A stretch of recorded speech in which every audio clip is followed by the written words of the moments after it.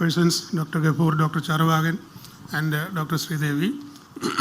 Before going into my topic, I would like to thank Dr. Selvan and his team for inviting me for this talk, as well as for organizing the conference so fantastically. And my topic is adhesive capsulitis.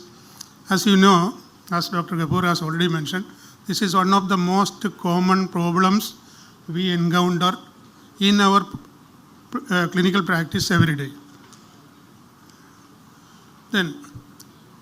So this is a simple picture just to remind what happens there in signs of inflammation and all. Okay, so what is adhesive capsulitis?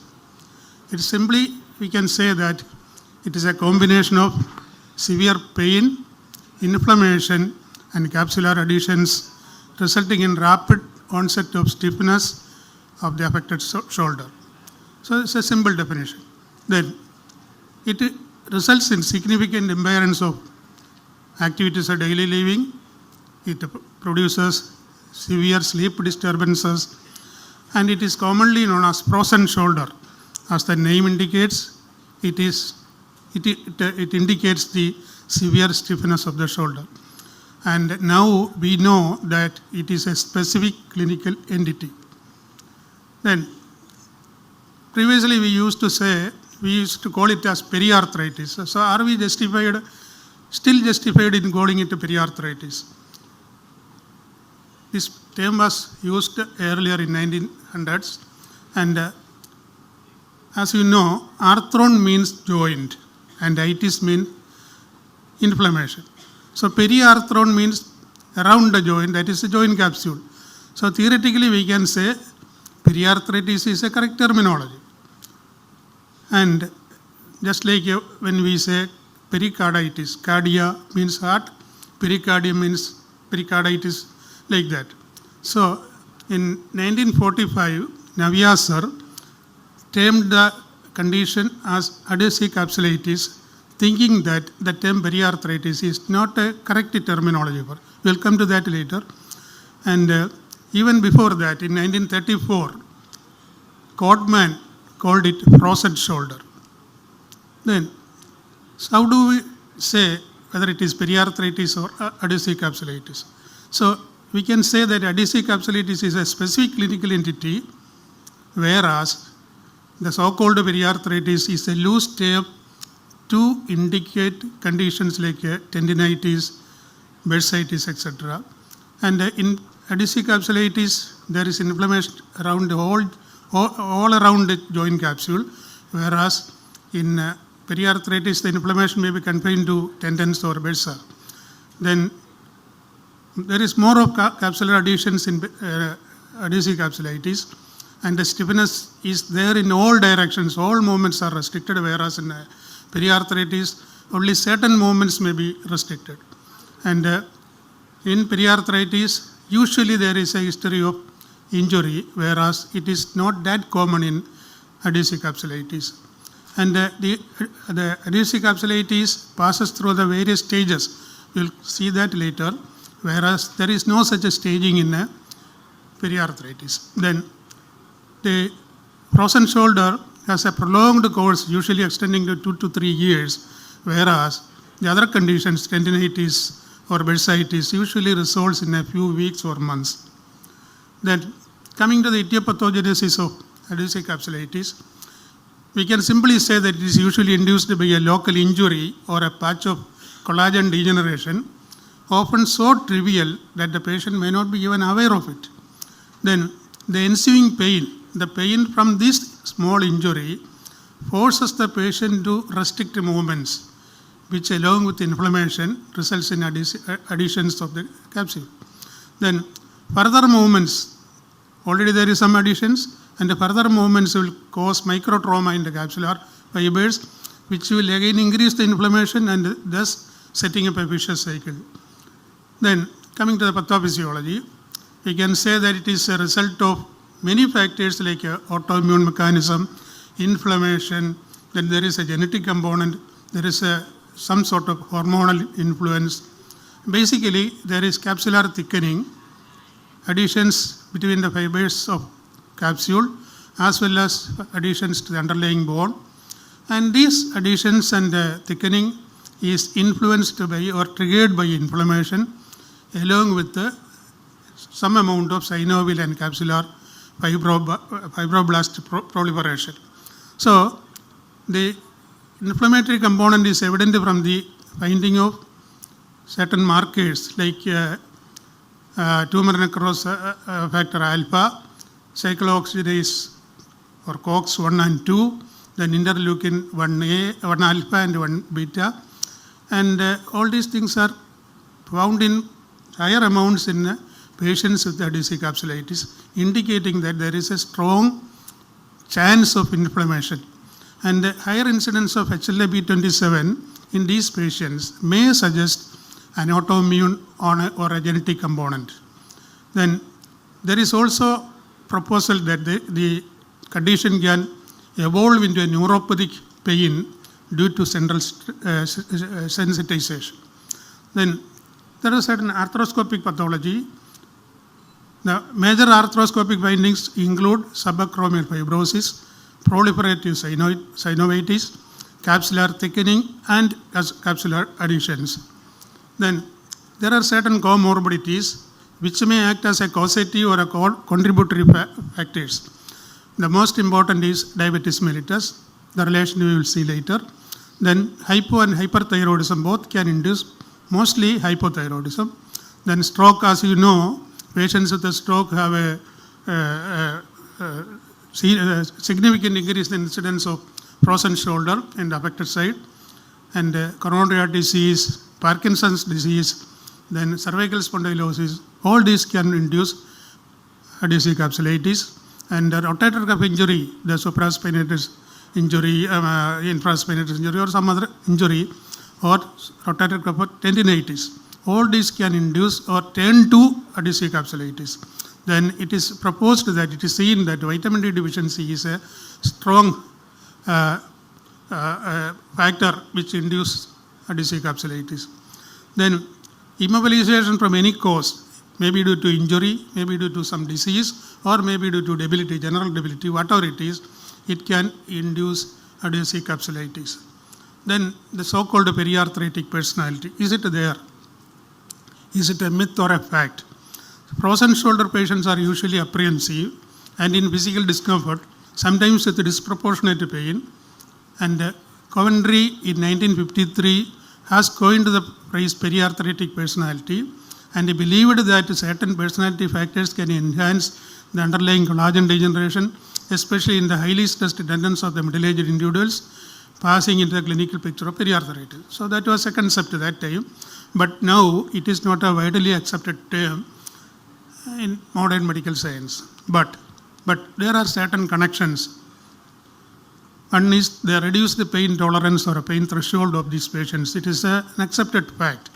And a sort of anxiety or depression can induce or increase the stiffness of the shoulder. Then mood changes and irritability, lack of support from the family or family and social issues, fear of complications, all these can coexist and contribute to the progression of frozen shoulder, its initiation or severity, and it is just like any other chronic pain conditions. Then coming to the epidemiology, it is more common in the 5th and 6th decades of 40 to 60 age group, and the peak age is supposed to be at 56. Females are more prone to develop the frozen shoulder, and the ratio is 1.5 to 1. Then prevalence in general population is 2 to 5%, and in diabetic patients, incidence of adhesive capsulitis is 5 times more common in diabetic patients than in general population. And the prevalence of diabetes in patients with adhesive capsulitis, opposite, that is 30%, but I think it is much more than that. In my experience, probably more than 50% of patients coming with the frozen shoulder, when we test the blood sugar, they are diabetic. That is my experience. Maybe I don't know, the seniors may comment. Then prevalence of hypothyroidism in frozen shoulder patients is supposed to be 27%. Then coming to the classification, we can classify frozen shoulder into primary or idiopathic where there is no identifiable cause associated with it, or secondary following trauma, either direct trauma or trauma elsewhere, medical conditions like diabetes, hypothyroidism, then inflammatory or degenerative conditions like rheumatoid arthritis, tendinitis, bursitis, osteoarthritis of the shoulder, etc. Then coming to the staging of frozen shoulder, stage 1, the freezing stage lasting for 3 to 6 months, when there is severe pain with the ensuing stiffness of the increasing stiffness. Frozen stage, second stage, lasting for 6 to 12 months, when the shoulder is frozen, as the name indicates, the severe stiffness is there, pain is still there, but to a much less degree. And the third stage, thawing stage, where the stiffness is gradually getting reduced. And some people even add a pre-freezing stage also, when there is no stiffness, only pain. Then there is a lot of overlap between the stages, and the total duration may extend up to 2 to 3 years. Then there are certain arthroscopic staging is also there. Stage 1 is patchy fibrinous synovitis, then stage 2 capsular contraction of fibrinous adhesions, then stage 3 increasing contractions, synovitis resolving, and stage 4 is severe contraction. Then coming to the symptoms of frozen shoulder, of course, pain is the major symptom, then stiffness, inability to move the shoulder, and severe sleep disturbances and due to pain, then tenderness on examination, on inspection, and palpation. Then pain may radiate to the anterior or lateral shoulder, or the anterior chest or the scapular region, and sometimes there can be tenderness over the deltoid insertion. It's quite often we miss it, but on the deltoid tendon on the upper arm, there can be tenderness. Then weakness, it may not be a true weakness, a false weakness, because of pain, patient may not be able to move the shoulder properly or move it against resistance. So we will feel that there is a weakness. Why the pain is worse at night? See, capsule tightens during or after a period of immobility. So during sleep we are not mobile. So pain on movement during sleep, during every night we are moving this way, that way, like that. So during the moment pain, the patient gets pain, he wakes up, and this goes on repeating throughout the night. Then why not periarthritis, adhesive capsulitis occur in the hip joint? See, theoretically, frozen shoulder or adhesive capsulitis, not a frozen shoulder, adhesive capsulitis can occur in any major joint. But why not it occurs in a hip joint? Because nobody can walk with a single lower limb, whereas many of us can perform most of the activities with one upper limb. We can reduce or we can totally avoid the movement, or we can reduce the movement of the affected limb. So that invariably results in immobility, then stiffness, inflammation increases, pain increases, like that. So this is a vicious cycle. This stresses the need for frequent movements. Then coming to the differential diagnosis, rotator cuff injury, biceps tendinopathy, acromioclavicular arthropathy, glenohumeral arthropathy, bursitis, inflammatory diseases, reflex sympathetic dystrophy. It's a very common differential diagnosis. And I feel that this frozen shoulder itself is a shoulder-only presentation of RSD, and acute calcific periarthritis, then gout, CPPD, etc. So there was a picture, it is not seen. Okay. So here you can see certain X-rays showing the calcification of the supraspinatus tendon, then the subacromial calcification, like that. Then what is the outcome of frozen shoulder? It's a self-limiting disease. Complete relief of pain is the ultimate occurrence, but some amount of stiffness can persist. Even with the proper treatment, 10% of patients may have some amount of stiffness. Then how to proceed with the history? You look for the type of pain, nature of pain, or when the pain occurs, type of activities which induce pain.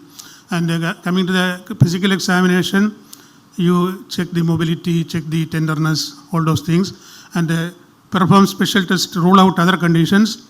Then also assess the neck movements, look for any neurological deficits and all. Then diagnosis basically by ruling out other possibilities. Most important diagnosis I will consider is blood sugar and HbA1c and thyroid function test. ESR, X-ray, everything can be done to rule out other causes. Then coming to the treatment, NSAID, definitely there is a role for NSAID, especially in the acute stage. Then role of amitriptyline, I want to stress this point. Amitriptyline has a definite role in treating periarthritis, adhesive capsulitis. Again and again, I am tempted to say periarthritis, sorry.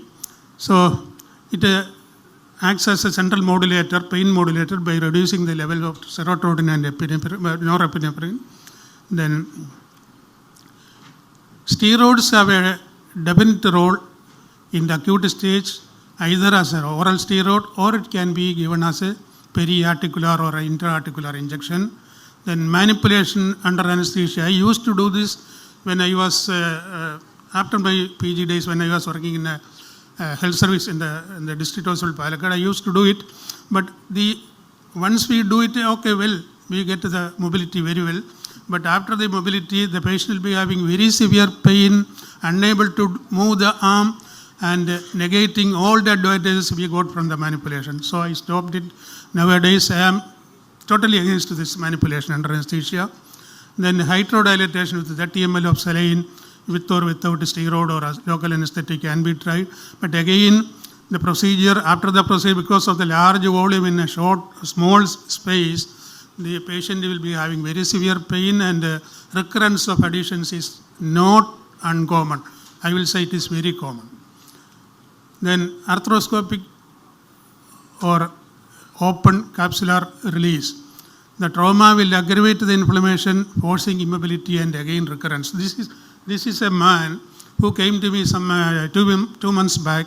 He had an arthroscopic capsulotomy from a private hospital in Calicut 4 months before coming to me, and he had a protracted course of physiotherapy for 2-3 months. And when he came to me, he had practically no internal rotation and the other movements were grossly affected. I advised him some exercise and some amitriptyline and all. And 3 weeks later he came to me, and this is the picture when he came for the review. You can see the improvement in the mobility and also the happiness in his face. And physiotherapy, should we go for physiotherapy or should we go for self-mobilization? I am always in favor of self-program. It is very effective if the patient is compliant and motivated. Local moist heat followed by self-mobilization. And this mobilization, I will advise only 3 or 4 movements. One is like this, and one is the internal rotation, the aptly scratch test, something like that, and then circumduction in both directions. And to whatever degree the patient is able to do, he will do or she will do like that. And every half to 1 hour, I will advise them to repeat the movements, and during the whole day till they go to sleep, at least every hourly, they have to do these movements, 3 to 4 repetitions only. Too many repetitions aggravate the pain. And lastly, counseling. See, these patients are scary of impending paralysis or malignancy or whatever it is. So you explain the situation to the patient, tell them what it is and what is going to happen, and tell them what is the need for mobilization, and convince the possibility of full recovery. And lastly, a word of caution. After an acute soft tissue injury, avoid total immobilization unless it is very essential. Advise them even after rotator cuff injury, supraspinatus, tendinitis, whatever it is. Advise them to mobilize the shoulder gently few times every hour. And as PMR people, PMR is mobility, not for immobility. Thank you.